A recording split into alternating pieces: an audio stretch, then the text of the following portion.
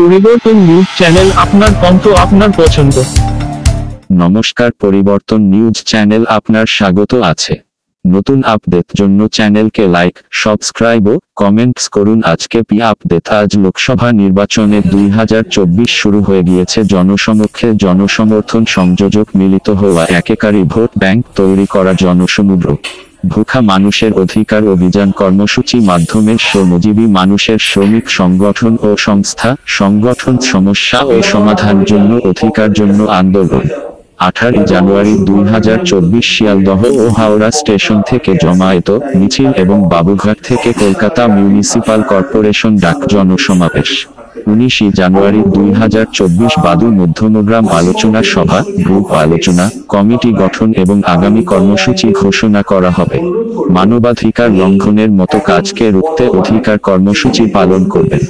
ক্ষেত মজদুর, বিড়ি মজদুর, দুর্বার মহিলা সংস্থা এই কর্মসূচির সহযোগিতা সামিল হয়ে অধিকার মঞ্চকে সমর্থন ও লড়াই করবেন। তো সেই পরিস্থিতির কথা আমি উত্তম নায়ককে বলবো, দু চার কথা যদি জানান।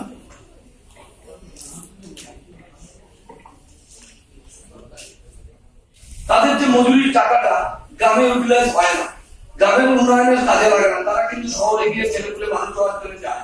একমাত্র এনআরজির টাকাটা ছিল যেটা গ্রামে ব্যবহার হয়ে গ্রামের অর্থনীতিকে চাঙ্গা করছিল, আমাদের বেঁচে থাকার একটা স্বপ্ন দেখাচ্ছিল। কিন্তু আমরা দেখলাম এনআরজিটা বন্ধ করে সরকার কিন্তু আমাদের সেই বেঁচে থাকার গ্রামের মানুষের যে বেঁচে থাকার অধিকার সেটা খর্ব করলো। এনআরজি এটা ভারত যে দেশে আমাদের ধারণা ছিল যে সরকার হচ্ছে আইনের রক্ষক, তারা আইনটাকে রক্ষা করবার জন্য আছে, তারা আইন রক্ষা করবে, কেউ যদি আইন মানে তার বিরুদ্ধে ব্যবস্থা নেবে। আমরা চোখের সামনে দেখলাম একটা সরকার যে আইনটাকে ভাঙছে। এনআরজির আইন আছে জব কার্ড যারা পাবে তারা জব কার্ড পাওয়ার, যারা জব কার্ডধারী তারা কাজের আবেদন করলে 14 দিনের মধ্যে কাজ দিতে হবে, কাজ না দিলে 15 দিন থেকে বেকার ভাতা দিতে হবে এবং 1 মাস 1/4 টাকা বেকার ভাতা দেবে। আর তারপরে যদি কাজ না দেয়, 10 দিন না কাজ দেবে, 10 দিন মজুরির অর্ধেক টাকা দেবে।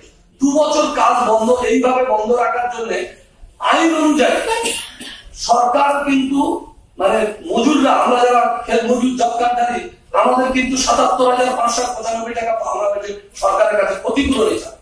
কিন্তু মুশকিল হচ্ছে আমরা খেত মজুর, আমরা তো সরকারের সঙ্গে লড়াই করতে পারছি না। চাকরিওয়ালারা যারা তারা অনেক হয়তো বড় উকিল দিতে পারে, অনেক লড়াই করতে পারে, আমাদেরকে অনেক কষ্ট করে লড়াই করতে হয়। ভিডিওর কাছে সরকার অলিখিত কোন জব কার্ডে কাজের আবেদন জমা দিচ্ছে না। একটা মানে সরকার 18 তারিখে কলকাতায় মানে ভুখা মানুষ যারা সমস্ত রাজনৈতিক দল ভুলে আমরা কলকাতায় একটা জমায়েত করার চেষ্টা করছি। ছোট্ট হলেও আমাদের সংগঠন, আমরা কলকাতায় জমায়েত করবো 18 তারিখে এবং আমরা প্রথম দলের বাইরে সাধারণ খেটে খাওয়া মানুষ যারা কোন রাজনৈতিক দলের ছত্রছায়ায় নেই, নিজেদের অধিকার ছিনিয়ে নেওয়ার জন্য সরকারের সঙ্গে লড়াই করার জন্য ভুখা মানুষের রাজ্য সম্মেলন করছে। প্রথম বাদুতে আমরা সম্মেলন করছি এবং আমরা সেখানে ঠিক করছি যে দলীয় রাজনীতির বাইরে শ্রমিক শ্রেণী কোন রাজনৈতিক দলের সঙ্গে নয়, তারা তাদের লড়াই করবে। কারণ আমরা বিশ্বাস করি গণতান্ত্রিক রাষ্ট্রে গণসংগঠন যদি দলীয় রাজনীতির বাইরে না থাকে গণতন্ত্র টিকতে পারে না। সেই জন্য আমরা আগামী 20 তারিখে বাদুতে একটা গণসংগঠন তৈরি করার চেষ্টা করতেছি, ভুখা মানুষের অধিকার লড়াইয়ের সংগঠন তৈরি করার চেষ্টা করছি। তাদের কোনো মাইনে নেই, এরকম অবস্থায় কাজ করে আসছে এবং এরকম অবস্থা হয়েছে যে যখন মানে রাজনীতি দল এসছে তাদেরকে অনেক পরিবর্তন করে দিয়েছে। খুব কম টাকায় কাজ করেছে, কিন্তু যখন যে ক্ষমতা এসছে তাকে পরিবর্তন করে দিয়ে অন্য নতুন গ্রুপদেরকে দায়িত্ব দিয়েছে। তো আমরা এই লড়াই করে করে আমরা 13 সালে 1000 টাকা দিচ্ছিল, তারপরে 500 টাকা বাড়ালো, কিন্তু আজ 24 সাল হয়ে গেল, আজ পর্যন্ত কিন্তু এই মিড ডে মিলে কারোর মাইনে বাড়াচ্ছে না। সেই দেখা যাচ্ছে আপনার 1500 টাকা, সেই 1500 টাকাই দিচ্ছে, তাদের কোনো ছুটি আপনার আরো রয়েছে 80-90 ওয়ার্ড মানে টোটাল, ঠিক আছে, মানে 17। তারপরে আমরা এই 2023-এ মিডিলে আমরা যেটা সার্ভে করি, বেস লাইন সার্ভে, সেটা 12টা ওয়ার্ডে করি। সেটা হচ্ছে আপনার হ্যাঁ 134 আর তো আমরা যেটা সার্ভে করে দেখেছি যে নতুন যে ওয়ার্ডগুলো সার্ভে করেছি সেখানে দেখেছি যারা বাইরে থেকে এসে এখানে রয়ে গেছে বা যারা মানে বছর বছর রয়েছে, যেমন আপনার একটা ফর এক্সাম্পল বলতে পারি, আমাদের ওয়ার্ড হচ্ছে আপনার 20-21 নিমতলা ওয়ার্ড, সেখানে প্রচুর বড় এরিয়া, মানে আপনার যে ধারটা মানে স্টেশনটা আছে, স্টেশনটা আছে তার আশেপাশে বাড়িগুলো রয়েছে। তারা এখন পর্যন্ত সেভাবে তাদের কাছে ডকুমেন্টস নেই। তাদেরকে বলা হচ্ছে ভোটার কার্ড করে দেবো, কিন্তু তোমাদের থেকে টাকা নেব 2000 টাকা করে, বা কার কাছ থেকে যেমন যার কাছ থেকে টাকা ওরা চাইছে। তো আমরা যেখানে ওদেরকে হেল্প করতে চাইছি, যেটা গভর্নমেন্ট স্কিমস, গভর্নমেন্টের পরিচয় পত্র যেখানে ফ্রি অফ কস্টে করা যায়, সেখানে 2000 বা 3000 টাকা নেওয়ার তো মানে কোনো গল্পই নেই। এটা পুরোপুরি ইনলিগাল, এটা লিগাল হয়ে না। ঠিক আছে, আধার কার্ড যেখানে ফ্রি অফ কস্টে করা যায়, সেখানে আধার কার্ডের জন্য তার থেকে চার্জেস নেওয়া হচ্ছে। এছাড়া আপডেট, আমরা সবাই জানি যে আপডেট করতে গেলে আমাদের 50 টাকা করে দিয়ে হয়ে যায়, কিন্তু সেই আছে কি তাদেরকে শেল্টার করে দিলে পরে তারা যদি ফ্যামিলি শেল্টার, দেখুন শেল্টার আছে কিন্তু ফ্যামিলি শেল্টার নেই। আপনাকে যদি বলা হয় কি তুমি নিজের ফ্যামিলিকে ছেড়ে তুমি একলা একটা শেল্টারে থাকো, আপনি কোনোদিন যাবেন না। আপনি সবসময় চাইবেন যে আমি একটি ফ্যামিলির কাছাকাছি থাকতে চাই। আমাদের হিস্ট্রি আপনি দেখেছেন হতে পারে, ব্রিজের তলায় ওরা থাকে, তাদের কিন্তু মোটামুটি যে শেল্টার যেটা চিংড়িহাটা, আপনি বুঝতে পারছেন হিস্ট্রি থেকে চিংড়িহাটা অনেকটা ডিস্টেন্স। তারা কি সেখানে কি থাকতে চাইবে? তারা তো চাইবে যে আমাদের কাছাকাছি শেল্টার করলে, ইভেন ফ্যামিলি শেল্টার হলে পরে আমাদের জন্য একটা সুবিধা হতে পারে। তো আমরা তো প্রতি বছর মানে আমাদের মোটামুটি 5 বছর হচ্ছে আমরা সার্ভে করছি, কথা বলছি তাদের সঙ্গে, আমরা সেই প্রবলেমটা ফেস করছি।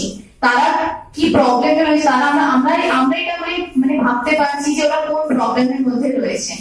আর এছাড়া যে আপনার পরিচয় পত্র ছাড়াও অনেক মহিলারা কিন্তু বাড়িতে নির্যাতনও হয়, ডোমেস্টিক ভায়োলেন্স যেটা হয় সেটাও হয়। সেটা কেন হয়? এছাড়া যারা ব্রিজের তলায় রয়েছে বা রেল লাইনের ধারে রয়েছে, অনেক সময় কি হয় তাদের একটা সিকিউরিটি ব্যাপার, মানে মহিলাদের সিকিউরিটি, জাস্ট বিকজ ওখান থেকে প্রচুর লোকরা যাওয়া আসা করে, হতে পারে তারা রেপ হয়ে যেতে পারে, রেপ করে তাদের ক্ষেত্রেও, মানে এই জন্য সিকিউরিটি অনেকটা দরকার মহিলাদের জন্য, মহিলাদের আর বাচ্চাদের জন্য। কেন যে ছোট ছোট বাচ্চারা রয়েছে, যে 10 বছরে 5 বছরে 12 বছরে যে মেয়েরা রয়েছে, তারাও কিন্তু অনেক দিক থেকে হ্যারাস হতে পারে। এই জন্য আমাদের দাবি যে আমরা গভর্নমেন্টের কাছ থেকে তাদের থাকার মাথার ছাদটা আমাদের দরকার। তার সাথে সাথে তো আমাদের ডকুমেন্টস, মানে আমাদের খাদ্যের দরকার, কাজের দরকার তো আছে, কিন্তু ছাদ হলো আমাদের মেন। ছাদ না হলে আমরা জিরো আছি। Thank you. লড়াই 2024 লোকসভা নির্বাচনকে কেন্দ্র করে বিজেপি আরএসএস কে চ্যালেঞ্জ করে মোকাবেলা করে মনুবাদ ব্রাহ্মণবাদ বিষয় নিয়ে 22শে জানুয়ারি 2024 সুবোধ মল্লিক স্কোয়ার থেকে মহামিছিল করে 3টা সময় নেতাজি ইন্ডোর স্টেডিয়াম জনসভা ফ্যাসিবাদী বিরোধী মহাসম্মেলন। 23 থেকে 25 জানুয়ারি 2024 সুবোধ মল্লিক স্কোয়ার পার্কে রাজনৈতিক ও সাংস্কৃতিক কর্মসূচি পালন করবেন। 172টি সংগঠনের বিভিন্ন পেশাদার মানুষের সমর্থন একত্রিত করবেন। পথসভা থেকে প্রচার করা হবে, জনসভা করা হবে। হকার থেকে শ্রমিক সংগঠনের শ্রমজীবী মানুষের সমর্থন একত্রিত করবেন। আমি মেডুনা মুর্মু, যাদবপুর বিশ্ববিদ্যালয়ের ইতিহাস বিভাগে পড়াই। করতে পারি এই ফ্যাসিবাদী শক্তির এবং এই ব্রাহ্মণ্যবাদী শক্তির। তো সেজন্য আমরা চাইবো যে এটাকে সফল, কিন্তু সবাই না এগিয়ে এলে সে তো হবে না। এই যেটা বলছেন নাগরিক সমাজ এগিয়ে না এলে হবে না। সেই জন্য 22 তারিখ আমরা এক্সপেক্ট করবো যে আপনারা সবাই আসবেন, এবং এটা কিন্তু শুরু, আমরা মনে করি এটা কিন্তু শুরু। আমাদের বহু পথ এগোতে হবে যদি আমরা সেই সমানাধিকার ব্রাহ্মণবাদ চলে যায়, সব মানুষ হিসেবে বাঁচার অধিকার সবার আছে, সেরকম একটা সমাজ।